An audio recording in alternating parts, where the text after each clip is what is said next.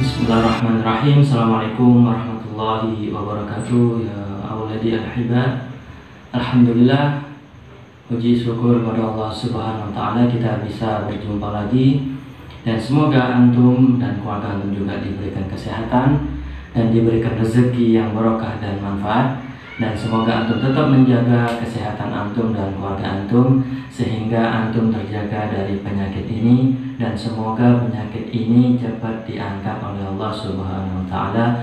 Amin amin ya rabbal alamin.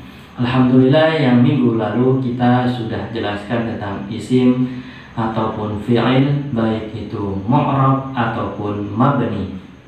Yang mana pembahasan yang terakhir yakni bentuk-bentuk fi'il mudhari, yang mana fi'il mudhari yang bagian fi'il mu'rab. Apa itu fi'il mu'rab? Fi'il yang bisa berubah karena adanya amil. Dan kita sudah jelaskan amil nasab dan amil jazam. Kemudian pada kesempatan ini kita akan menjelaskan tabel i'rab atau rumusan paten dalam penulisan bahasa Arab yang benar. Sebelum itu, mari kita berdoa dulu. Bismillahirrahmanirrahim. Allahumma sholli ala Muhammad wa ali Muhammad. Allahumma zidna ilman warzuqna fahman wa a'udzubika min ilmin la yanfa'. Amin amin ya rabbal alamin.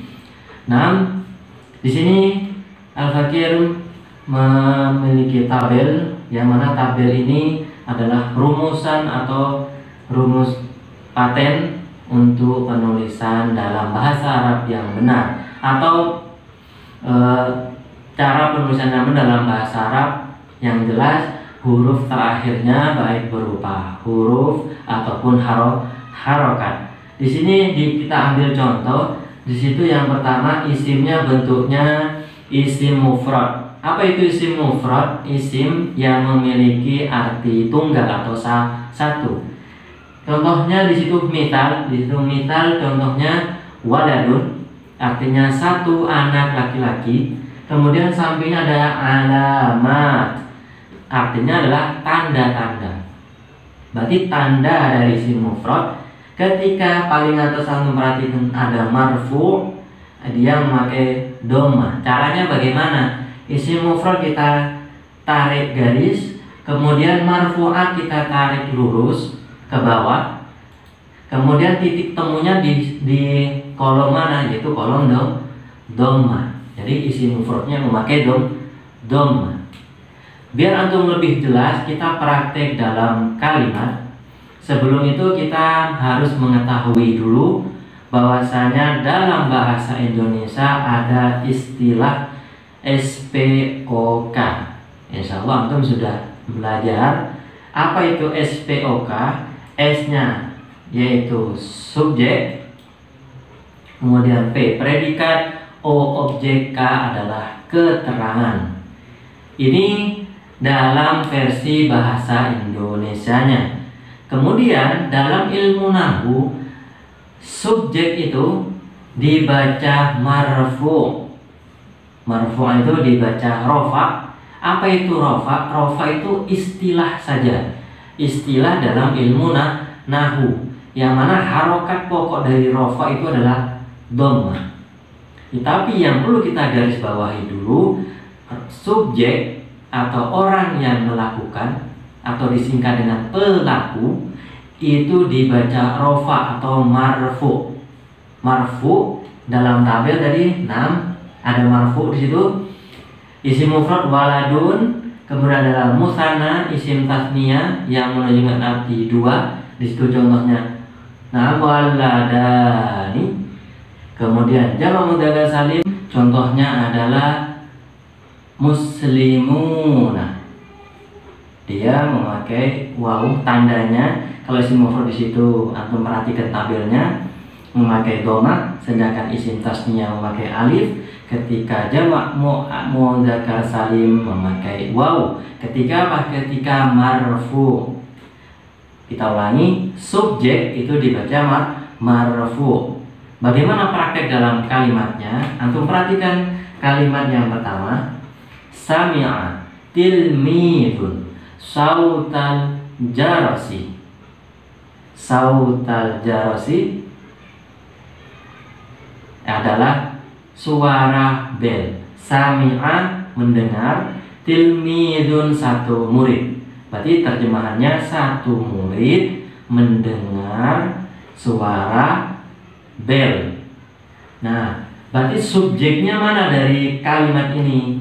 Subjeknya adalah kata tilmidun.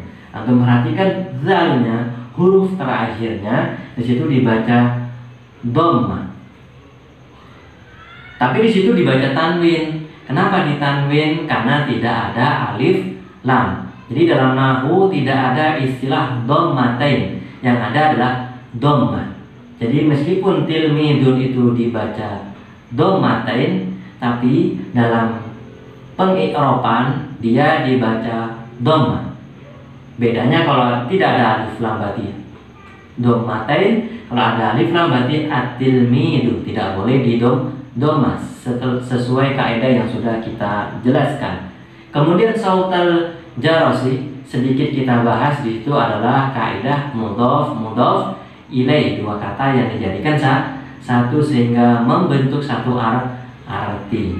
Nah, kemudian contoh yang kedua di situ akala al-qittu as-samakata, artinya kucing satu makan ikan. Berarti qittu itu adalah subjek atau pelaku. Kemudian toknya antum perhatikan di situ dibaca dhamma. Jadi al-qittu bukan al-qitti ataupun al-qitto. Jadi aturan dalam penulisan memberikan harokat yang benar yaitu huruf terakhirnya memakai dhamma. Karena apa? Karena isim mufrad, ya. Karena isim mufrad ketika marfu memakai dhamma. Al-qittu isim mufrad. Kenapa disebut dengan isim mufrad? Karena menunjukkan arti tunggal. Nah, kemudian contoh yang terakhir, intadharat Zainabu akhaha, artinya Zainab menunggu saudaranya. Intadharat, kenapa aku pakai tak terakhirnya sedangkan aslinya adalah intadharat? Karena pelakunya perempuan. Berarti pelakunya adalah apa? Subjeknya Zainab. Di situ tidak ditanwin, ba-nya tidak dibaca bun karena Zainab termasuk isim ghairu munsharif. Kita ulangi, isim ghairu munsharif adalah isim yang tidak boleh ditanwin. Nah, kemudian contoh yang kedua, di sini kolom yang kedua adalah musanna, isim tasniyah. Tilmidun tadi isim mufrad satu arti. Kemudian contoh yang kedua, sami'a at-tilmidani sautal jarasi. Jadi dua murid mendengarkan suara bel. Jadi tilmidun itu adalah satu, kemudian dijadikan dua menjadi tilmidani. Definisi yang lalu, isim yang menunjukkan arti dua dengan tambahan alif dan nun atau ya dan nun. Kapan kita menggunakan alif dan nun dan kapan kita menggunakan ya dan nun? Di sini di tabel, di situ isim musannanya memakai alif ketika marfu, sedangkan ya dan nun ketika mansub dan majrur. Seperti tabel yang awal tadi. Nah, untuk perhatikan tilmidani di situ subjek, tapi subjeknya memakai alif menjadi tilmidani karena marfu, yaitu dibaca rofa. Kemudian contoh yang kedua, akala al-qittani as-samakata. Di situ al-qittani dua kucing, berarti subjek dan memakai alif. Kemudian Contoh yang ketiga, intadharat al-bintani abahuma. Bintun itu artinya adalah anak satu perempuan. Kalau dua menjadi bintani. Kalau dia menjadi subjek marfu, menambahkan alif menjadi bintani. Jadi subjek memakai alif dan nun. Itu contoh isim musanna, isim tasniyah yang menunjukkan arti dua ketika marfu. Bagaimana jamak mudzakkar salim? Contohnya adalah abka al-muslimuna al-Husain. Artinya apa? Orang muslim banyak menangisi al-Husain. Jadi yang menangis siapa? Al-muslimun. Berarti al-muslimun di situ menjadi subjek dan memakai waw. Karena jamak mudzakkar salim ketika marfu antum lihat alamat yang bawah, kolom bawah memakai waw menjadi al-muslimuna. Contoh yang kedua dalam Al-Quran surat Al-Mu'minun yang ayat pertama, qad aflaha al-mu'minuna. Di situ aflaha sungguh beruntung. Siapa yang beruntung? Berarti subjeknya adalah al-mu'minuna. Jadi al-mu'minun sebagai subjek dan marfu rofa'nya memakai waw. Nah, insyaallah untuk bisa pahami bagaimana cara pemakaian tabel, dan ini menjadi rumus paten dalam penulisan bahasa Arab yang benar, baik perubahan huruf ataupun harokat. Nah, mungkin itu saja yang bisa kami jelaskan untuk hari ini.